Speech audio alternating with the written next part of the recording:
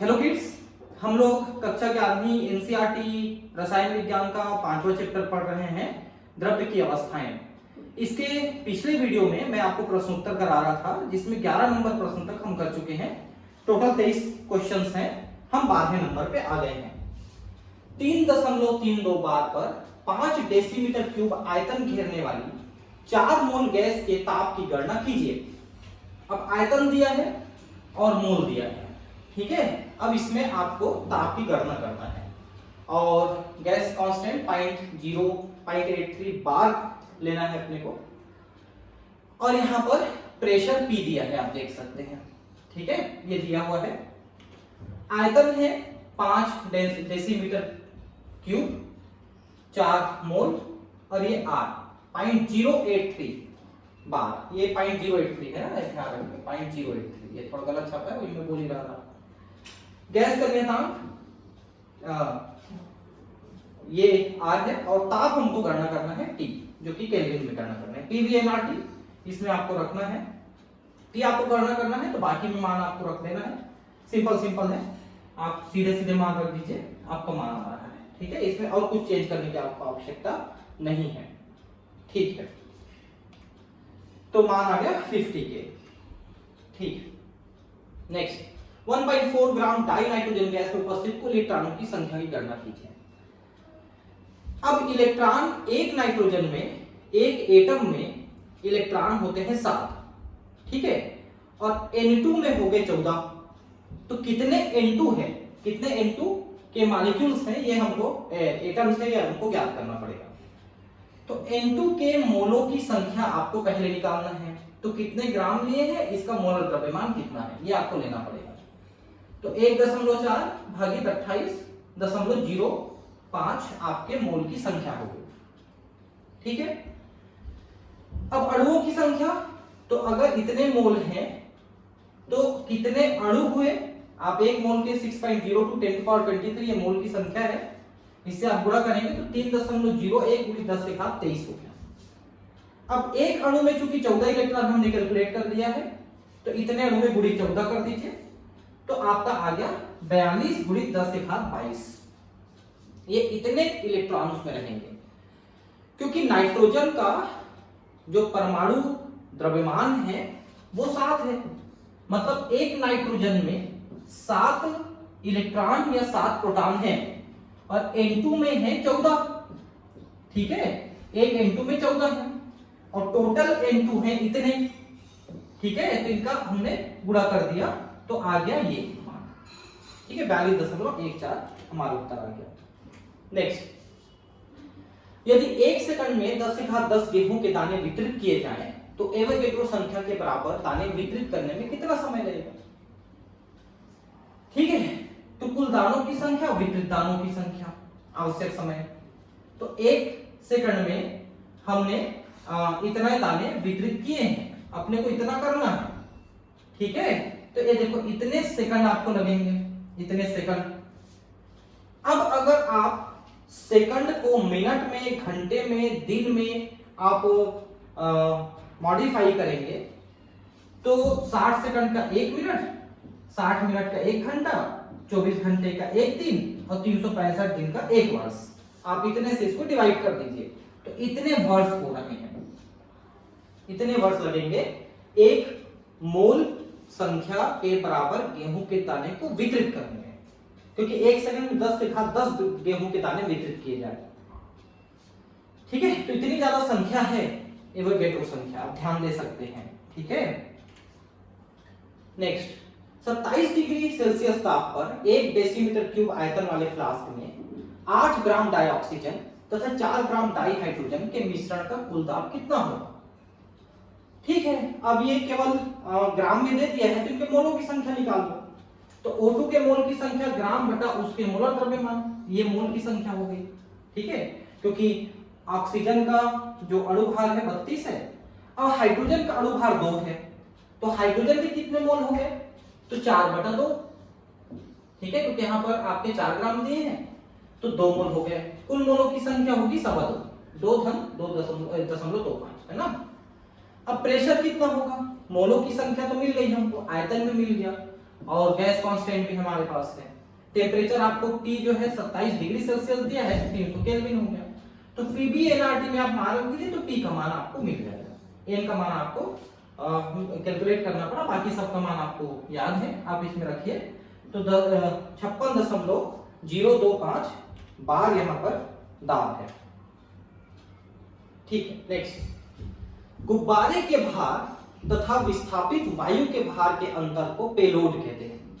ठीक है, यदि देखिए कौन सा गुब्बारा है, वो जो अपन ऐसे बैठे रहते हैं और ऐसे ऊपर उड़ते रहते हैं, जिसमें आग भी जलते रहता है हवा को गर्म करने के लिए, उसी गुब्बारे की बात कर रहे हैं। यदि 27 डिग्री पर 10 मीटर त्रिज्या वाले गुब्बारे में 1.66 बार पर 100 किलोग्राम हीलियम भरी जाए, ये हीलियम भरी हुई है, वो अपने आप ऊपर उड़े, है ना। तो पेलोड की गणना करें। वायु का घनत्व इतना है, यानी डी दिया है वायु का, और आर इतना आपको पता है। तो प्रथम गणना क्या करेंगे, विस्थापित वायु के भार का गणना हम करेंगे। गुब्बारे की त्रिज्या है 10 मीटर, ठीक है, डेंसिटी 1.2 आपको दिया हुआ है। तो गुब्बारे का आयतन देखिए 4π3 πr³, ये हम गुब्बारे का आयतन निकालें, क्योंकि ये एक प्रकार से हम उसको ग्लोब मान के चल रहे हैं, तो उसका आयतन हमको इस फार्मूले से निकालना है। ठीक है, तो ये आ गया पाई का मान, और 10 से घात 3 आपको 10 मीटर दिया है चूंकि त्रिज्या, तो 10 से घात 3 हम लिखेंगे, इसमें मान को रख दिया पर। तो गुब्बारे का टोटल आयतन हो गया 4190.5 मीटर क्यूब, 4190.5 मीटर क्यूब, ये हो गया। अब विस्थापित वायु का भार कितना होगा, तो गुब्बारे का जो आयतन है और वायु का घनत्व है उतना हट जाएगा वायु उसके ऊपर उठने से।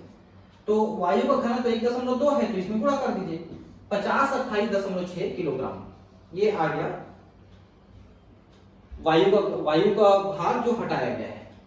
ठीक है, अब गुब्बारे में भरी हीलियम का द्रव्यमान कितना होगा, तो हीलियम के मोलों की संख्या हमको निकालना है। तो PV = nRT में n का मान हमको निकालना है, बाकी सब दिया हुआ है, आप कैलकुलेट करिए।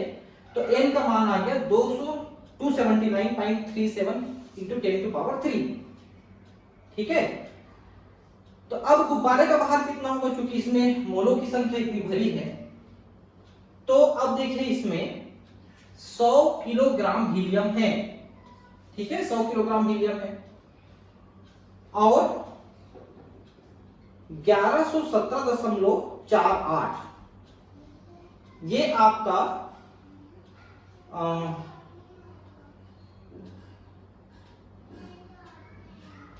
गुब्बारे का भार ये आ रहा है 1117.48 को 100 से गुणा करके 1217.48 किलोग्राम हमने किया। ठीक है, ठीक है, ये आप देखिए इससे हमने उसको गुणा किया है, ठीक है, तब आया है वो, और टोटल हो गया 1217.48 किलोग्राम। अब पेलोड का भार विस्थापित द्रव्यमान माइनस भरे हुए गुब्बारे का भार। तो विस्थापित वायु का भार आपने कैलकुलेट किया, इतना है, और भरे हुए गुब्बारे का भार आपने इतना कैलकुलेट किया, ये देखिए। ठीक है, तो टोटल हो गया 3811.8 किलोग्राम, ये पेलोड का भार है। मतलब क्या कि वो इतने किलोग्राम को लेके उड़ सकता है। ठीक है, पेलोड।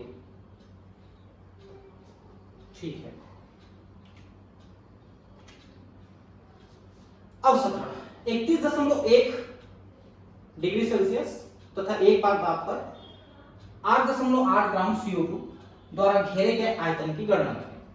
ठीक है, PV = nRT करेंगे, और n में हम 8.8 ग्राम दिया है, और CO2 का हमको रखना है मोलर द्रव्यमान। ठीक है, तो अब उसमें आप रख देंगे, तो आपको कितना निकालना है, आयतन निकालना है, तो P को इधर कर देंगे अपन, तो mRT / P कैपिटल M, इसमें आपको दिए गए सारे मानों को रख देना है। तो आपका सिंपल आ जाएगा 5.048 लीटर, ये आपका उत्तर आ रहा है। बस सिंपल मान रखना है, आपको ये समझना है कि कौन सा फार्मूला लेना है और उसमें क्या मान रखना है। तो सिंपल है, ज्यादातर गणनाएं सिंपल दिया हुआ है, और ज्यादातर जो एनुअल एग्जाम आता है उसमें सिंपल गणनाओं को ही पूछता है, ज्यादा कठिन गणनाओं को नहीं पूछता है। फिर भी आप सारी गणनाओं को देख लें। नेक्स्ट, समान दाब पर किसी गैस के 2.9 ग्राम द्रव्यमान का 95 डिग्री सेल्सियस तथा 0.184 ग्राम डाई हाइड्रोजन का 17 डिग्री सेल्सियस का आयतन समान है, बताइए कि गैसों का मोलर द्रव्यमान क्या होगा। तो PV इक्वल टू nRT में m/m रखेंगे, बहुत बार रख चुके हैं अपन, सबका मान दिया है, आप रख देंगे। ठीक है, तो ये आ गया। ठीक है, ये इसमें आप रख देंगे। अब समीकरण 1 है, ठीक है, तो गैस के लिए है, किसी गैस के इतना और डाई हाइड्रोजन का इतना। तो गैस के लिए हम पहले निकाल लिए, ये देखिए गैस के लिए, और हाइड्रोजन के लिए हम निकाल लिए, ये हाइड्रोजन के लिए है। ठीक है, अब दोनों चूंकि बराबर है, इक्वल टू कर देंगे अपन और कैलकुलेट करेंगे। तो अपने पास m का मान निकालना है, तो m का मान आपको इस कैलकुलेशन से निकलेगा। ठीक है, 40 ग्राम पर मोल है।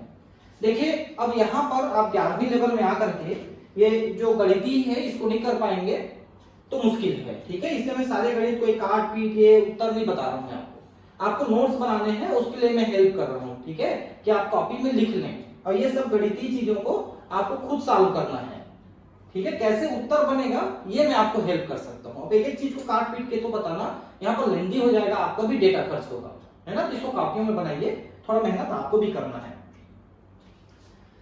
एक बार दाब पर डाई हाइड्रोजन डाइऑक्सीजन के मिश्रण 20% डाई हाइड्रोजन भार से रखा जाता है, तो डाई हाइड्रोजन का आंशिक दाब क्या होगा। अब डाई हाइड्रोजन 20% है, ऑक्सीजन 80% है।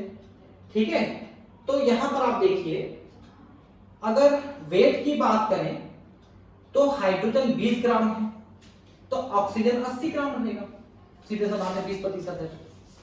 तो अगर मोलों की संख्या हम निकालें तो 20/2 और 80/32, तो ये मोलों की संख्या आ गई। देखिए हाइड्रोजन और ऑक्सीजन की। तो प्रेशर आप कैसे निकालते हैं, आंशिक दाब निकालने के लिए उसके मोल फ्रैक्शन को लिखते हैं और टोटल दाब को लिखते हैं।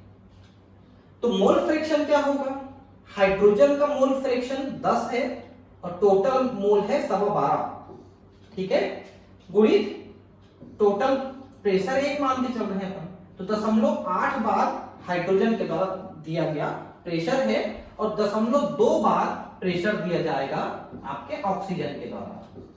ठीक है, 0.2 बार प्रेशर ऑक्सीजन के है, 0.8 बार प्रेशर हाइड्रोजन का है। एक को निकाल लिए तो दूसरा आपको निकल जाएगा, क्योंकि दोनों का एक बार ही है यहाँ पर उत्तर जो है टोटल दाब, तो हम एक बार यहाँ पर पी टोटल एक बार ले रहे हैं। ठीक है, तो उसमें 0.8 हाइड्रोजन का है और 0.2 ऑक्सीजन का रहेगा। अब यहां पर देखिए PV² T² divided by n राशि के लिए SI यूनिट क्या होगी। ठीक है, तो आप सबके निकाल लीजिए। प्रेशर के लिए आप क्या करते हैं, न्यूटन पर मीटर स्क्वायर रखते हैं आप। आयतन के लिए मीटर क्यूब का स्क्वायर हो जाएगा, यहाँ पर V स्क्वायर है, तो T के लिए केल्विन स्क्वायर है, N के लिए मोल है। ठीक है, तो यहां पर आपका आ जाएगा टोटल कैलकुलेट करेंगे तो इतना आपका उत्तर आ रहा है। ठीक है, तो आपको SI यूनिट करना है तो काट पीट के आपको SI यूनिट लिखना है। तो केल्विन तो कुछ नहीं होगा, मोल का भी कुछ नहीं होगा यहाँ पर, और सब कुछ एज इट इज रह जाएंगे यहाँ पर। चूंकि ये मीटर -2 है और मीटर 3 है, बस इन दोनों को कैलकुलेट करना है आपको, तो 1 मीटर बचेगा यहाँ पर बस। ठीक है, चार्ल्स के नियम के आधार पर समझाइए कि न्यूनतम संभव मान -273 डिग्री सेल्सियस होता है। इससे कम मान पे, इससे कम ठंडा नहीं कर सकते अपन। किसी गैस को हम -273 डिग्री तक ठंडा करेंगे ना तो उसका आयतन 0 हो जाएगा और वो समाप्त हो जाएगा, ऐसा चार्ल्स का नियम कहता है। इसलिए 273 माइनस से ज्यादा ठंडा किसी गैस को नहीं किया जा सकता। इसलिए देखिए Vt = V0 1 + T/273, ये फार्मूला है चार्ल्स का। अभी तक हमने चार्ल्स के फार्मूले पे एक भी कैलकुलेशन नहीं किया था, तो इसमें भी आपका कैलकुलेशन हो जाएगा। और T यहां पर दिया है -273। ठीक है, तो ये देखिए 273 तो हो गया 1 1 - 1 = 0, तो आयतन 0 हो रहा है। अर्थात 273 डिग्री सेल्सियस पर गैस का आयतन 0 हो जाएगा और गैस का अस्तित्व समाप्त हो जाएगा। तो इससे और ज्यादा ठंडा कैसे करोगे, लेकिन वास्तविकता क्या है पता है आपको, कि गैस जो है कोई भी हो, वो जैसे जैसे ठंडा करोगे उसका आयतन कम होने लगता है, लेकिन -273 डिग्री पहुंचते तक वो द्रव में बदल जाता है।